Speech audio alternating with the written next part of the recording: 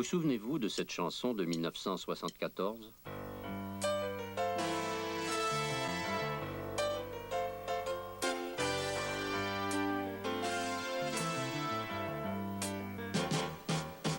Vivre en ce pays, c'est comme vivre en Californie.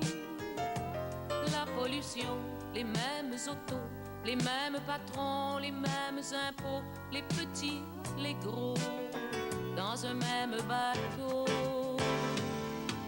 Ceux qui sont partis pour chercher un ailleurs meilleur ont bien compris en d'autres pays, en d'autres Amériques, Espagne ou Marseille, à part le soleil, que c'est partout pareil.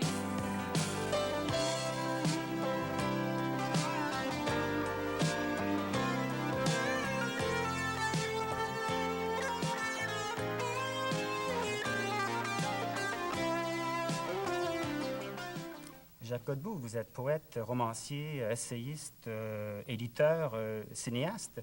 En fait, vous avez réalisé plus de 30 films. C'est presque un film par année depuis que vous êtes à l'ONF. Et vous dites dans votre journal Écrivaine de province que vous êtes plutôt cinévaste ou cinévin. Je dis écrivaste ou cinévin. C'est peut-être un mauvais jeu de mots. Écrivaste en ce sens que le fait de faire du cinéma m'ouvre peut-être des fenêtres plus vastes que l'écriture elle-même. Cinévin parce qu'il est vain parfois d'essayer de faire en cinéma ce que la littérature peut permettre, c'est-à-dire d'aller aussi loin que la littérature peut le permettre. Mais enfin, c'est un jeu. Vous avez une prédilection pour le genre documentaire. Parlez-nous donc du documentaire. Comment vous concevez le documentaire? J'ai une prédilection pour le documentaire depuis une vingtaine d'années. D'ailleurs, j'ai commencé par le documentaire. Mais le genre documentaire comme tel n'existe pas plus que le genre fiction, sinon qu'il y a autant de types de documentaires qu'il y a de types de films de fiction. Si on connaît les comédies, les tragédies, les drames, les films d'amour ou de guerre, de même manière, en documentaire, il existe quand même les dossiers, les films plus personnels, les confessions, les films d'enquête. En fait, le documentaire est aussi différent que sont différents les réalisateurs ou les sujets. On s'adapte. Dans vos documentaires, en fait, la narration est souvent très littéraire, très ironique. Et puis, souvent, vous vous fixez sur une image qui devient une métaphore. Un chien n'est pas un chien, un mouton noir n'est pas un mouton, tout simplement. Vous arrivez à donner un autre sens, qui serait le sens peut-être qu'un écrivain pourrait donner à ces images-là, à ces métaphores-là, dans un roman. Ben, il faut faire attention. Je pense que pour ce qui est des métaphores, l'écriture en fournit toujours, en ce sens qu'on prend un mot et puis on lui donne un autre sens, ou on fait un glissement de mots. Dans le documentaire en particulier, c'est beaucoup plus difficile ou c'est tout autre chose, puisque l'image d'une chaise ou l'image d'un paysage ne bouge pas. Ce qui devient métaphore, c'est le film en entier. Parce qu'il ne faut pas oublier que faire un documentaire, c'est faire face à la réalité. C'est vraiment ce que j'aime le plus, c'est-à-dire le combat avec Dieu qui a décidé que ce jour-là, il pleut, que ce jour-là, il fait soleil, que la personne sur laquelle on compte est peut-être nerveuse ou inquiète, que la situation est imprévisible, et puis justement l'adaptation à la situation avec toute l'équipe, parce qu'on n'est pas tout seul quand on fait un documentaire, on est bien seul quand on écrit, et c'est peut-être pour ça que les métaphores sont plus faciles en littérature, puisque c'est le rapport qu'il y a entre la langue et soi. Mais quand on fait un documentaire, il y a une équipe qui est là et qui s'assure que l'adaptation se fait à tous les niveaux. Ça veut dire que le rapport à la réalité devient tout autre. Le moment où le documentaire ressemble un peu à l'écriture, et vous avez raison de dire que certains de mes romans se comparent pour ce qui est de la structure ou de l'organisation parfois au cinéma, mais le moment où le documentaire se compare, c'est au moment du montage. Pourquoi? Parce qu'au montage, vous avez sur votre table tous les éléments dont vous avez besoin, vous savez les limites de ce que vous pouvez raconter, il vous reste à les agencer. Et le montage vous permet cette écriture que le commentaire vient, orienter jusqu'à un certain point. L'expression populaire dit bien qu'une image vaut 1000 mots. Alors, pour vous, cinéaste, disons, c'est un moyen par excellence pour vous exprimer. Je ne sais pas si une image vaut 1000 mots. Je n'ai jamais tout à fait compris ce que ça voulait dire. L'image d'une chaise est plate et bête. pour pouvoir parler de la même chaise, on pourrait effectivement écrire des pages, parler des gens qui se sont assis sur la chaise, ceux qui auraient voulu s'y asseoir, etc. C'est tellement incomparable que je pense qu'il est très, très dangereux d'aborder les techniques. Pour ce qui est de l'écriture, je suis né écrivain. Je considère que l'écriture est un don et que dès qu'on a appris l'alphabet, dès qu'on en a appris à écrire à l'école, on est ou on n'est pas écrivain. Et qu'on a beau essayer, ça ne s'apprend pas. C'est pourquoi j'ai des doutes sérieux sur les cours de création littéraire.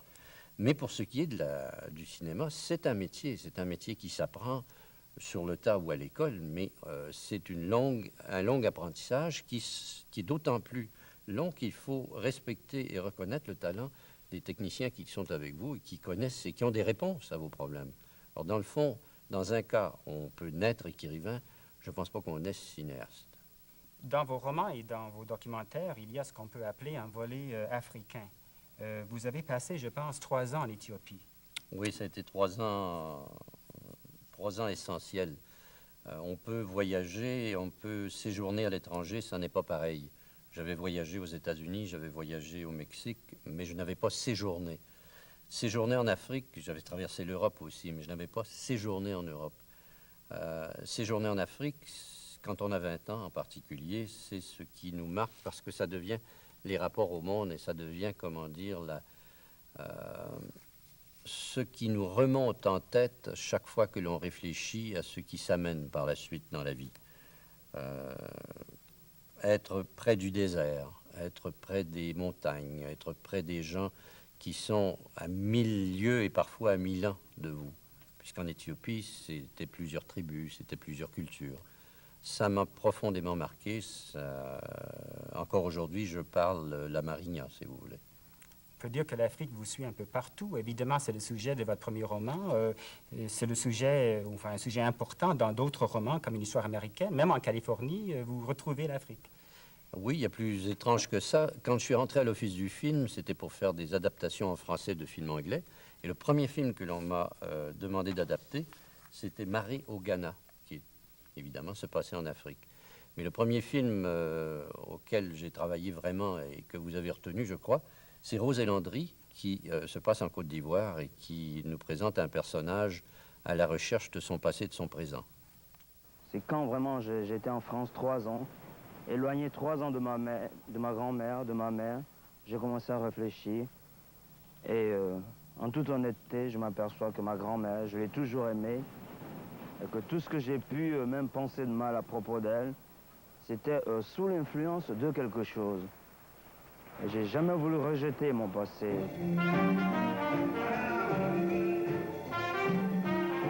Landry a été éduqué en France et il vit un certain déchirement.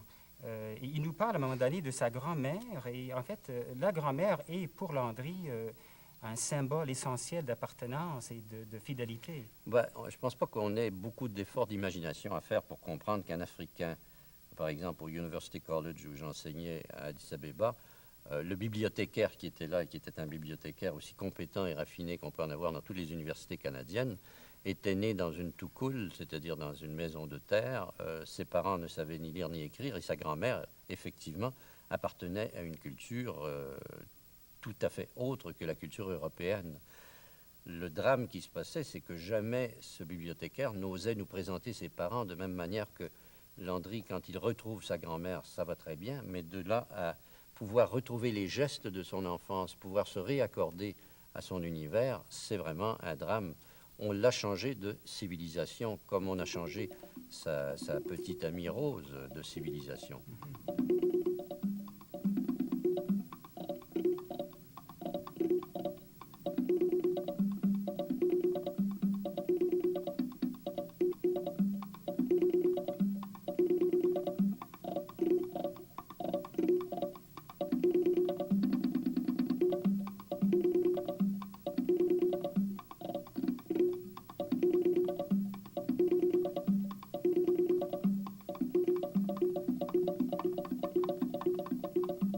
Par exemple, quand tu étais jeune fille, comme je vois les jeunes filles du village, par exemple, quand on y va, on voit des tas de jeunes filles qui vont au champ, par exemple, qui portent des tas de trucs sur la tête, ou bien enfin qui font d'autres choses.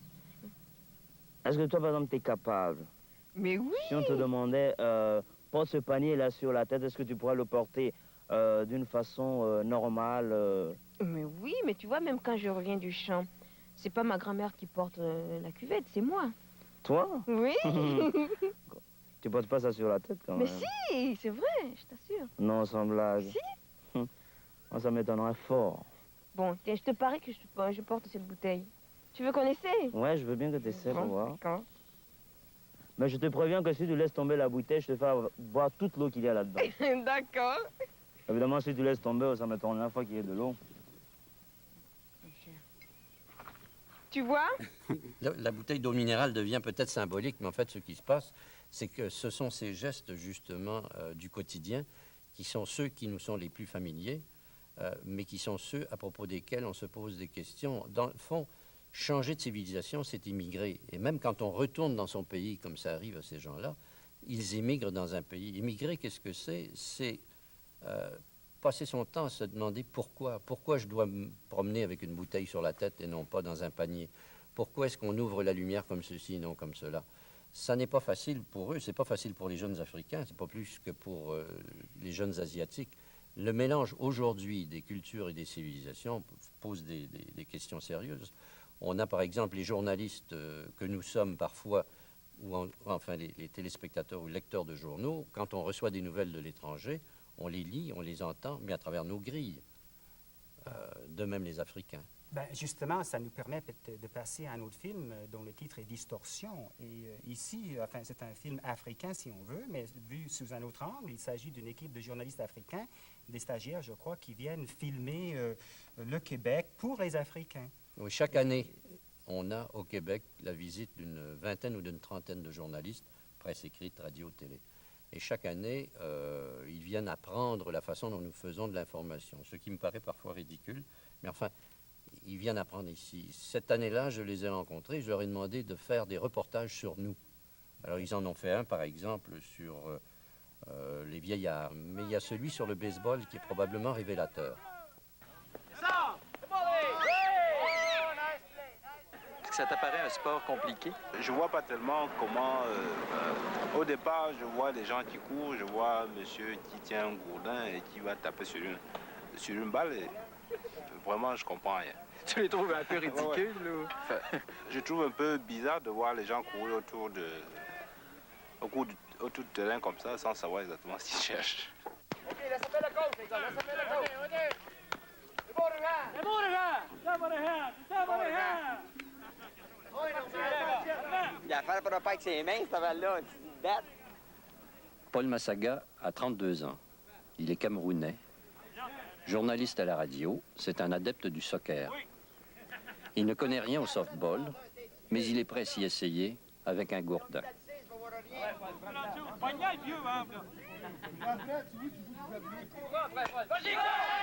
C'est cet effort pour comprendre l'autre, la culture de l'autre, qui manque le plus dans l'information, que ce soit la nôtre sur le tiers-monde ou celle du tiers-monde sur nous.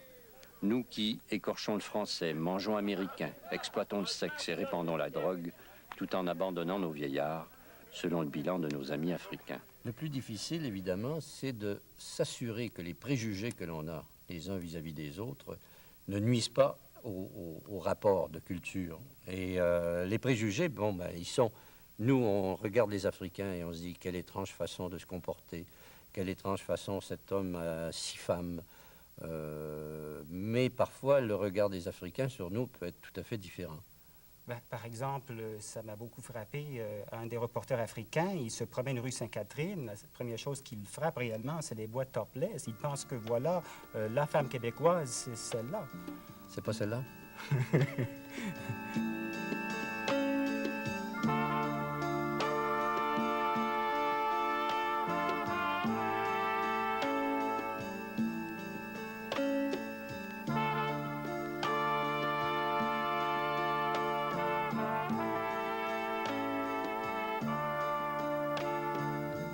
Les filles d'Ève, les rois du sexe, disco-sexe, bar-sexe.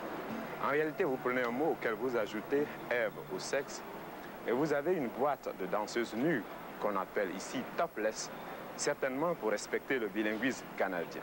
Ils sont près de 2000, ces genres de boîtes ou bars, comme vous voudrez, dans la seule province du Québec. À Montréal, vous pouvez en compter jusqu'à 100. Quel scandale, quel choc pour l'Africain que je suis et qui découvre pour la première fois ce genre de spectacle illégal, car non autorisé par la loi canadienne. Il n'empêche que 1200 à 1500 danseuses nues sont fichées dans la seule province francophone du Canada.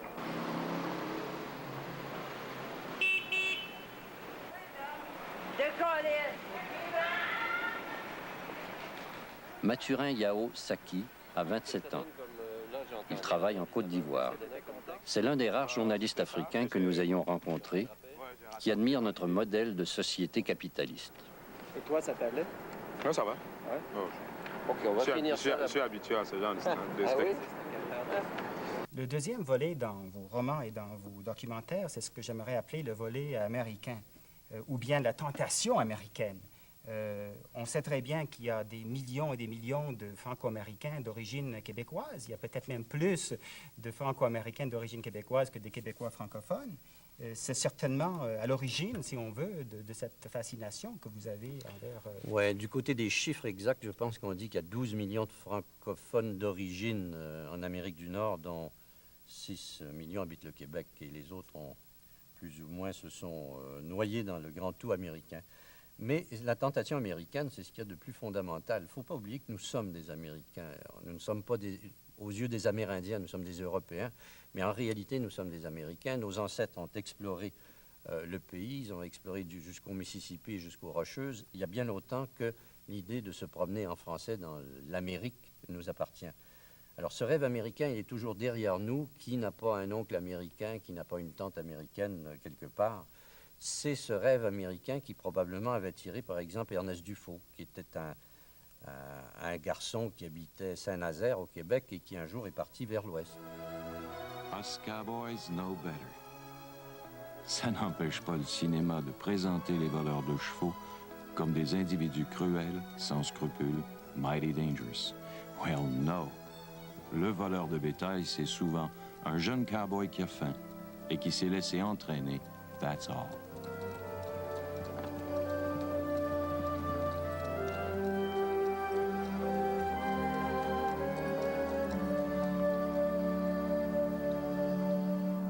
Comment est-ce que vous expliquez cette métamorphose, justement, d'Ernest Dufault qui devient Will James, métamorphose, dans le fond, que vous appelez bien québécoise? Je vous dis dans le film qu'il reste fidèle à des romanciers comme Claude-Henri Grignon, comme Félix-Antoine Savard.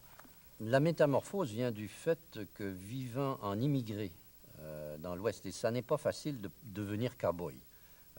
C'est une culture qui nous est tout à fait étrangère, ça ne se traduit même pas en français. Donc, vivant en immigré là-bas, a fallu qu'il passe pour un autre. On n'imagine pas un cow-boy français. On a l'impression que l'odeur du parfum irait contre l'exercice de ce métier. Il est écrivain, il est dessinateur, il devient cow-boy, et tout ça fait un personnage mythique, dans le fond. Will James est un vaste mensonge pour dire la vérité. C'est pour rustling, pour vol de bétail, qu'à 22 ans, je me suis retrouvé en prison. Quand ils m'ont arrêté, je leur ai dit que je m'appelais William Roderick James, que j'étais cavalier de métier, rider. Ils m'ont demandé d'où je venais, j'ai dit « Je suis né au Montana ». Et ils m'ont cru.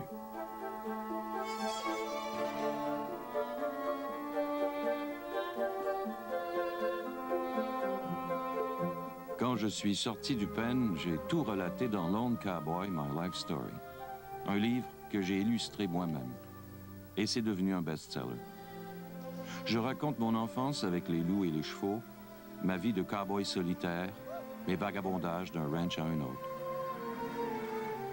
So, j'ai publié 20 livres en 20 ans. Des romans, des short stories, des aventures vécues. Je suis devenu une celebrity. Hollywood a porté ma vie à l'écran. Mais le film qui a le mieux marché, c'est Smokey. L'histoire d'un poney courageux, avec une tache blanche au front, qui apprendra à grandir parmi les hommes. Smokey, c'est aussi mon livre le plus connu, réédité chaque année.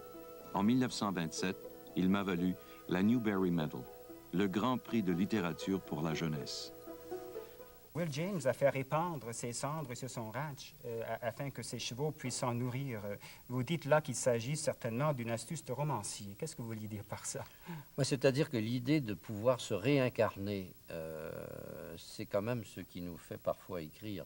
Écrire, c'est aussi vivre une double vie, c'est se transformer en autre chose en espérant survivre à la mort.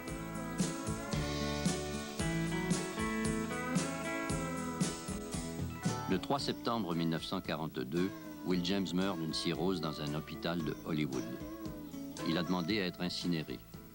Dans son testament, Will James lègue tous ses biens à Ernest Dufault, à qui, dit-il, il doit tout. C'est le plus grand hommage qu'un personnage puisse rendre à un auteur.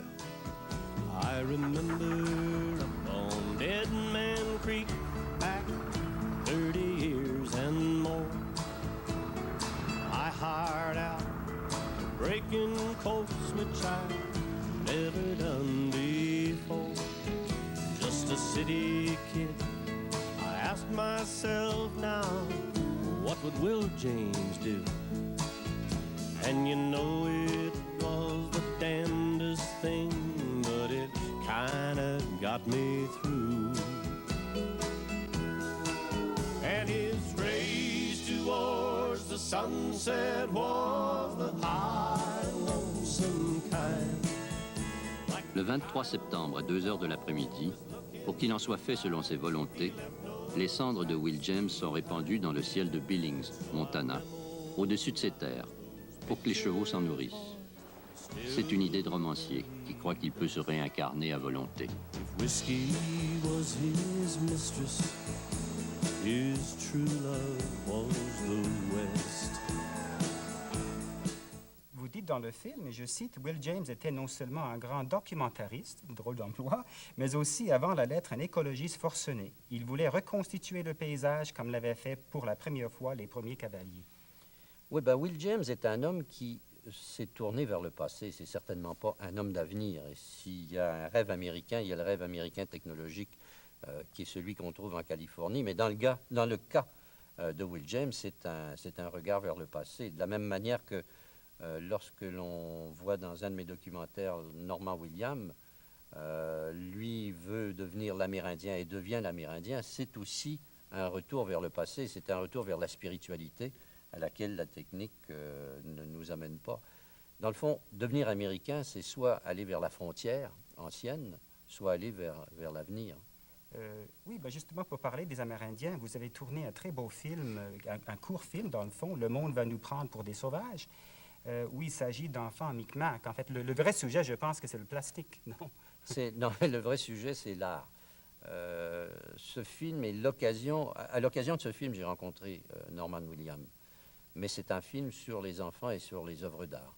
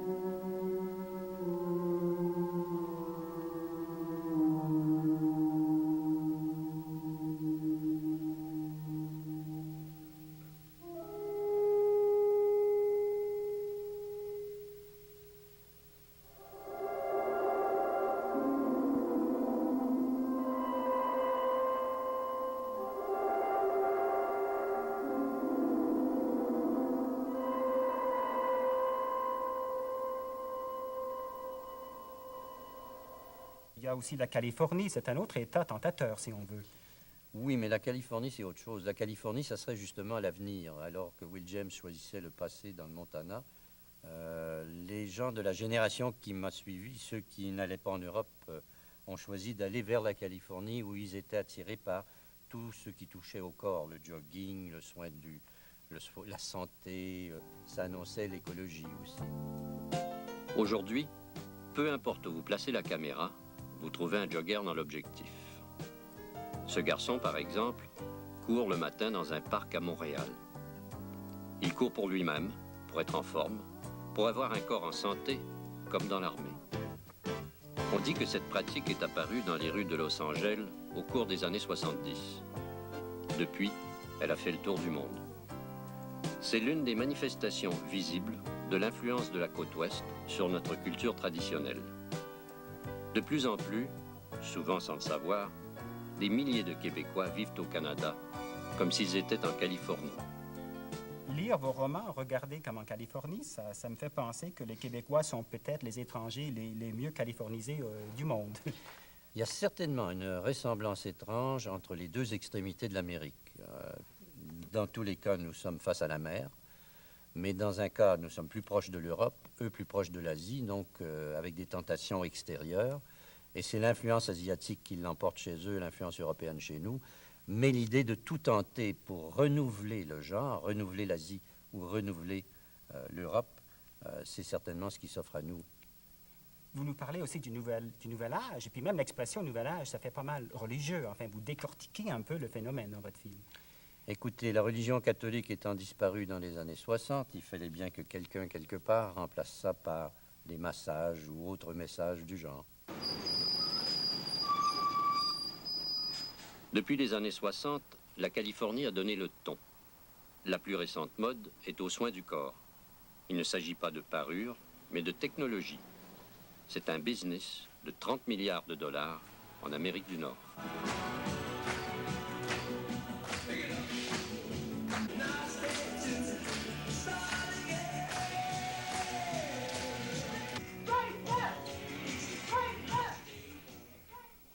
Le prochain volet dans votre œuvre cinématographique, c'est le volet des inégalités sociales ou de la préoccupation sociale. Vous avez tourné en 1961-62 justement un film sur Saint-Henri.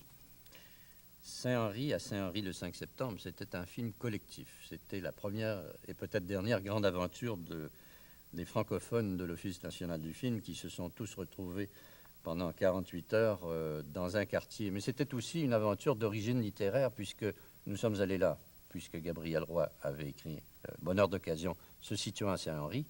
C'était une recherche qu'Hubert Aquin avait faite en collaboration avec Monique Bosco, autre écrivain. Et puis c'est moi qui finalement ai mis le film ensemble et qui en ai fait le commentaire. Donc c'est un croisement déjà entre la littérature et le cinéma. Vous avez raison.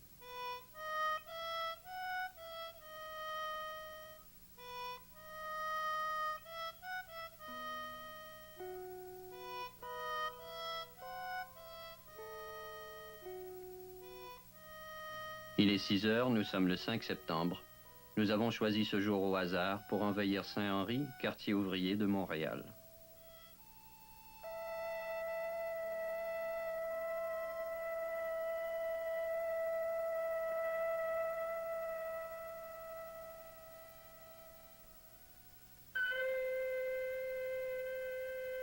Voilà plus de 100 ans, lors d'un autre 5 septembre, il y avait dans cet îlot, entouré de chemins de fer, d'eau et de capitalistes, des tanneurs et des tanneries. L'air à cette époque était pollué par l'odeur du cuir. Mais voilà bien longtemps de cela, au temps des Indiens, des trappeurs, des hommes qui buvaient de rue, des femmes fortes, des eaux tumultueuses. Depuis l'essor industriel et le XXe siècle aidant, Saint-Henri des Tanneries est devenu, plus prosaïquement, Smoking Valley, le Val aux fumées. Saint-Henri, en fait, c'est une sorte de microcosme, je pense, dans ce film. Ben, c'est un microcosme parce que c'était, et ça l'est resté longtemps, le village, le premier village où les gens de la campagne immigraient. Par la suite, ils allaient ailleurs dans Montréal, mais c'était souvent le point d'arrivée. Et certains d'entre eux, croyant venir là pour aller ailleurs par la suite, monter vers Rosemont, Côte-des-Neiges, etc., en fait, ils restaient, ils passaient leur vie entière. C'était un quartier ouvrier où les gens vivent à l'extérieur de la maison beaucoup plus qu'ailleurs, et donc qui s'offrait à la caméra documentaire qui est très souvent, sinon impertinente, du moins pas nécessairement polie.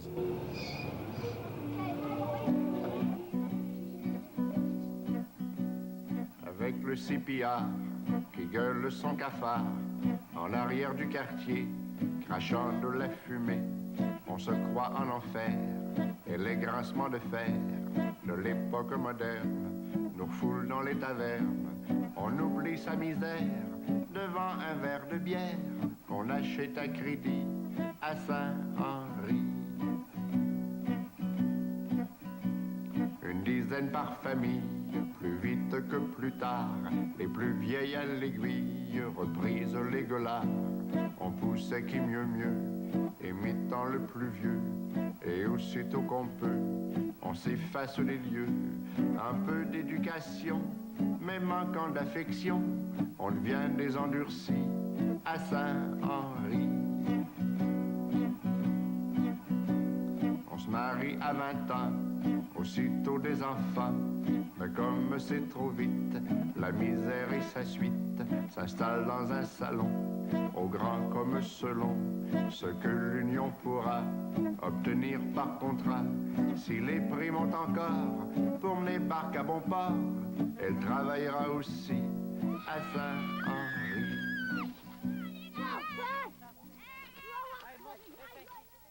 Vous avez parlé de l'avantage du noir et blanc par rapport à la couleur. Oui, alors là, je dois vous avouer que de même qu'en photographie, en documentaire, la couleur est venue un peu gâcher les choses. Parce que si vous prenez une rue où se promènent des personnages et que vous voulez que l'on se concentre sur un personnage en particulier ou sur un moment en particulier, toutes les taches de couleur qui vous sont fournies dans la réalité font en sorte que vous êtes distrait. Il y a trop d'informations dans la couleur. Le noir et blanc a cette vertu extraordinaire que de vous laisser regarder la vie dans ce qu'elle a de plus nuancé. Étrangement, la couleur, à mon avis, n'a pas ajouté au documentaire. Elle a même jusqu'à un certain point, et sauf exception, paysage et choses comme ça, elle a même jusqu'à un certain point nuit au récit. En 1975, vous êtes allé filmer dans un autre quartier ouvrier. Il s'agit du Bronx de New York cette fois-ci, et vous avez filmé donc Aimez-vous les chiens? Ouais, ben ça c'était une... Voilà le type même de film métaphore dont vous parlez parfois. C'était un film sur les chiens comme des êtres humains, et puisqu'on vit avec eux, sur la représentation que l'on se donne de nous-mêmes à travers le chien. On sait fort bien que les propriétaires de chiens ressemblent à leur maître, j'allais dire, parce que souvent, c'est le chien qui est leur maître.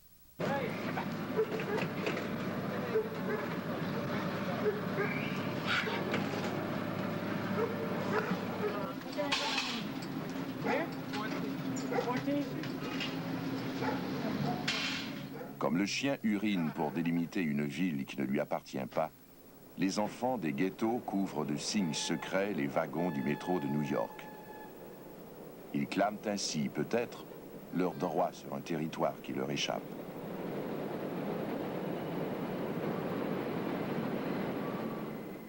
D'ailleurs, l'image la plus terrible, la plus troublante dans tous vos documentaires, c'est celle de l'abattoir de la SPA de New York. Je ne sais pas si c'est une image évidemment terrible, mais je ne sais pas si c'est l'image la plus terrible.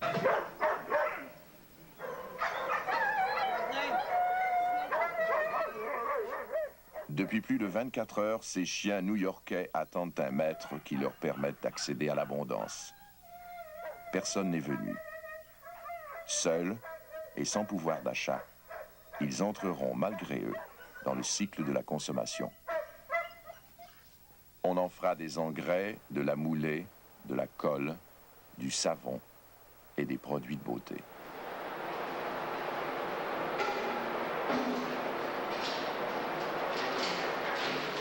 Jour et nuit, à cœur d'année, dans les sous-sols des 5 chenilles fourrières de la SPA à New York, un employé s'affaire à la dépressurisation.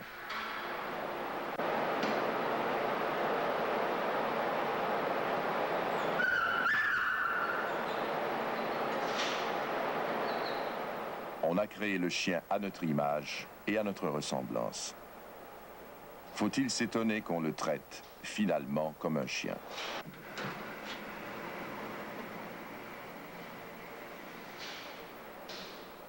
J'ai une certaine pitié pour les animaux, mais je n'ai pas de tendresse particulière quand je compare ce que l'on fait à ces animaux à ce que l'on fait aux êtres humains, comme en Haïti, par exemple.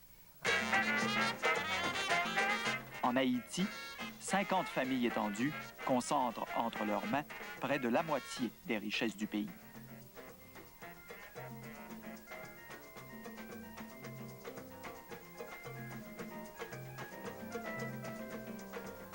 Évidemment, si la corruption politique à elle seule pouvait expliquer la pauvreté, plusieurs pays du Nord seraient sous-développés. Le sous-développement est une notion relative qui évoque la faim, la maladie, la surpopulation, l'analphabétisme. Haïti est à cet égard un cas tragique. Nous l'utiliserons comme exemple des rapports économiques Nord-Sud. Si Saint-Henri est un microcosme, Haïti est aussi un microcosme. Ben, c'est pas un microcosme autant que l'exemple ultime de la pauvreté, de l'exploitation à portée d'Amérique, c'est-à-dire à 2 pas de nous, à côté de notre richesse, celle à laquelle d'ailleurs veulent accéder les Haïtiens, aussi bien ceux qui émigrent que ceux qui sont là, mais qui n'ont pas le choix parce que les conditions culturelles ne sont pas les bonnes.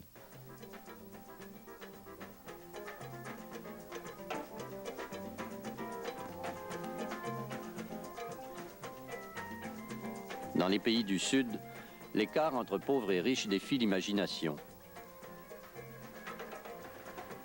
Ruby est l'un des 12 chevaux de race de ce haras. Dans les pays du Nord, un beau cheval, c'est un beau cheval. Ici, il devient, pour nous, symbole de l'exploitation. Cette écurie offre aux chevaux qui l'habitent le téléphone, l'eau courante et l'électricité que 85% des Haïtiens ne possèdent pas.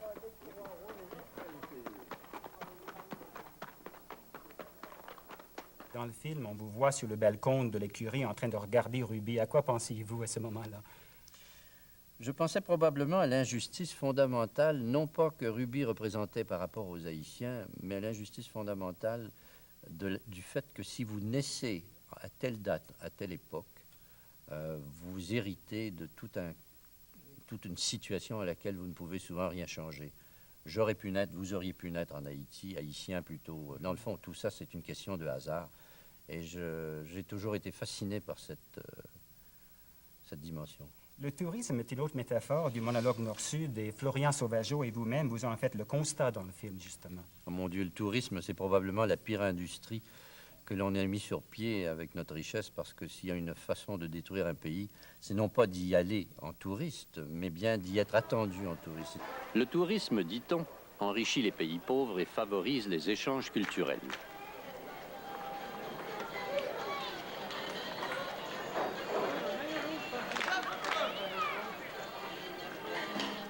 Mais le tourisme est une industrie qui profite d'abord aux compagnies aériennes, aux promoteurs de vacances et aux propriétaires d'hôtels, comme ce club méditerranéen. Il ne reste au sud que des retombées économiques minimes et quelques emplois de serviteurs. Les indigènes n'ont pas leur place dans notre bonheur bronzé.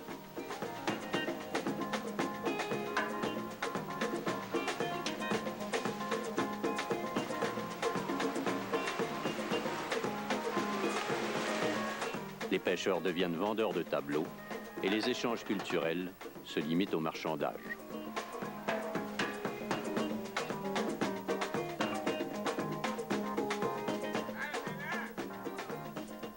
C'est à ce niveau-là littéralement inacceptable et c'est un désastre parce que les pays perdent leur culture et leur raison d'être. Le paysage gâché par le tourisme, c'est maintenant probablement aussi grave que le paysage gâché par des bombes.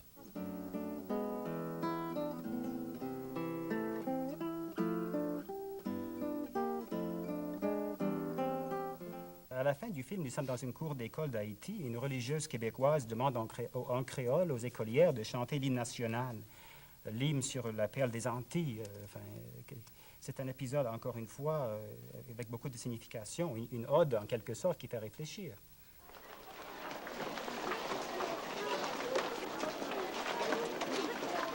Les enfants du tiers-monde ont-ils un avenir? Certainement pas si les pays riches poursuivent leur monologue. Un monologue auquel ce film, venu du Nord, ne pouvait échapper.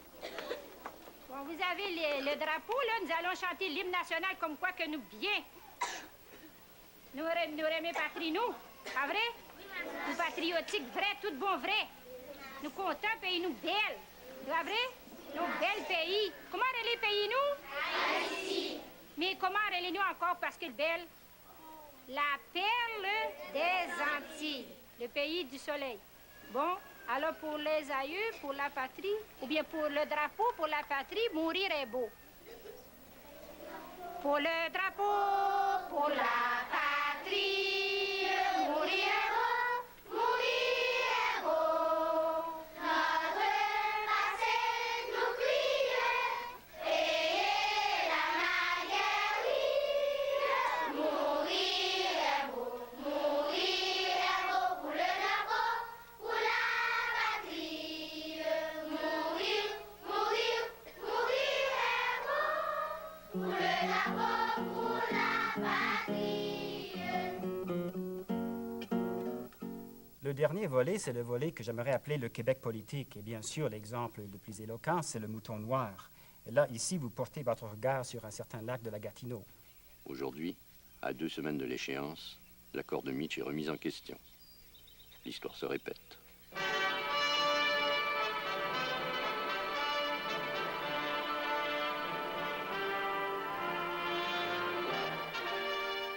Nous avons un pays si complexe et si vaste. Vous savez que je n'ai jamais été convaincu qu'une fédération était pour nous la solution idéale.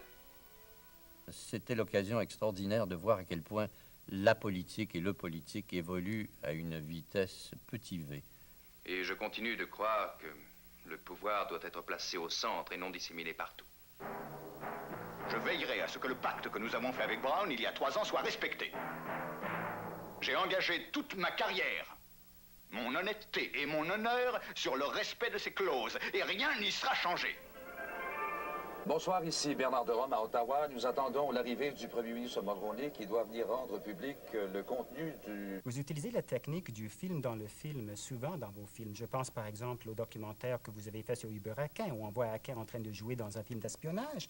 Et ici, dans Le Mouton Noir, on voit un extrait d'un vieux film fait par l'ONF, où on voit, je pense, c'est McDonald Descartier en train de parler du haut et du bas de Canada, du oui ou du non de l'époque, là, si on veut. Les vieux films, ou les films dans les films, ou les archives, parce que des archives, ce sont des films dans les films aussi, sont une matière extraordinaire parce que c'est la seule mémoire que nous ayons du passé. Très souvent, d'ailleurs, elle est en noir et blanc, cette mémoire, et c'est pourquoi je suis tenté d'aller la chercher. Je vois ça comme des appuis. Il m'est très difficile d'envisager un film dans lequel il n'y aurait pas d'archives, parce que ça serait comme de dire, je vais parler au temps présent seulement. Or, je ne vois pas comment on peut rendre compte de la réalité sans faire appel au passé, donc sans faire appel au film dans le film. Vous braquez votre caméra sur la Pocotière et sur l'oratoire à la mémoire de Fatima. C'est un moment fort dans le film. Les gens savent peu que Pie XII a été, de tous les papes, détenteur d'un secret que la Vierge avait confié à des enfants. Et ce secret, c'est l'avenir du Canada. Dimanche 12 août. On trouve ici, à la Pocatière, en mémoire de Fatima, un petit oratoire élevé à la Vierge. On se souvient que la Mère de Dieu était apparue à 3 bergers et qu'elle leur avait confié un secret. Invités à Rome, les bergers portugais avaient tout raconté au pape. Celui-ci se serait alors écrié « Ah, pauvre Canada !» Que pouvait-il vouloir dire? Le Congrès libéral se tient-il ici par hasard? Quel est le secret de Fatima?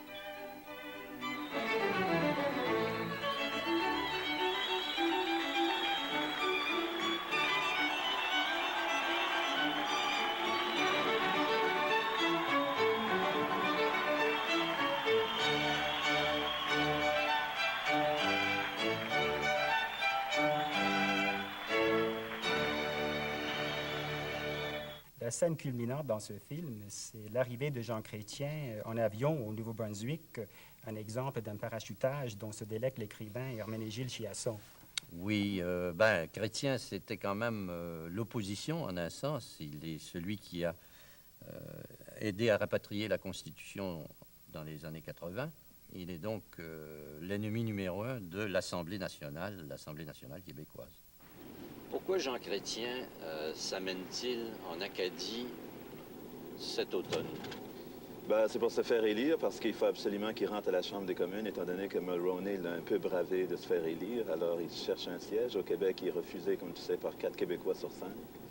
Alors, il s'est dit, un compte est sûr, beau séjour, parfait. Mais ça veut dire qu'il va devenir vraiment un Acadien? Ben, il voudrait bien. Il veut devenir le petit gars de chez Diac. C'est ça son désir maintenant. Le petit gars de Shawinigan devient le petit gars de chez Diac. Voilà, il veut se faire adopter en Acadie.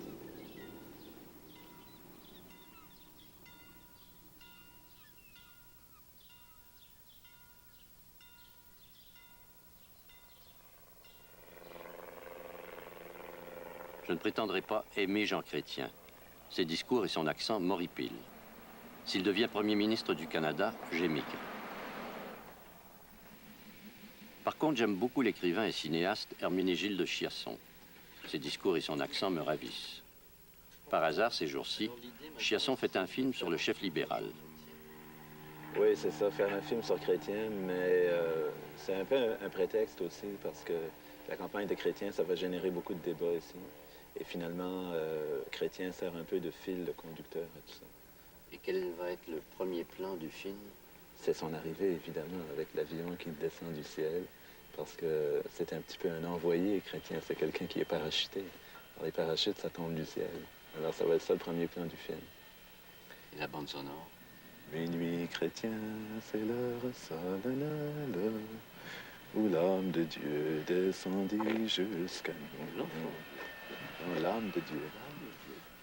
Pour effacer la tâche originale et de son père arrêter le courant.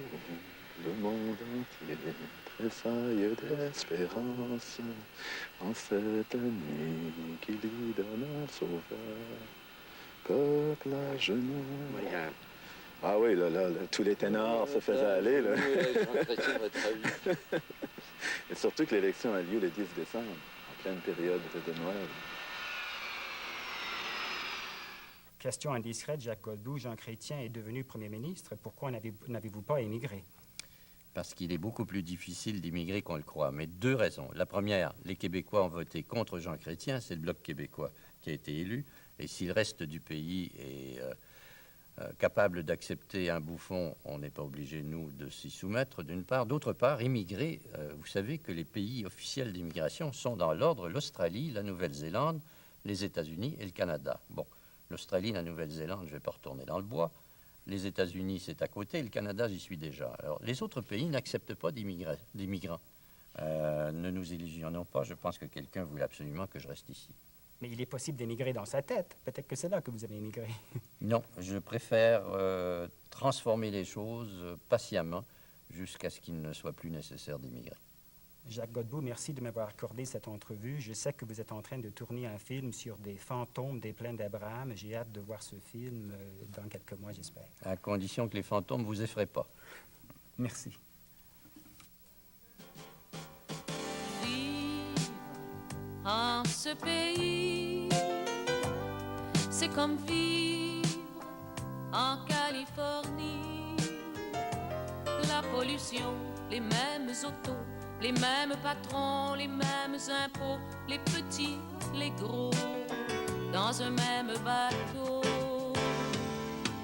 Ceux qui sont partis pour chercher un ailleurs meilleur ont bien compris en d'autres pays, en d'autres Amériques, Espagne ou Marseille, à part le soleil, que c'est partout pareil.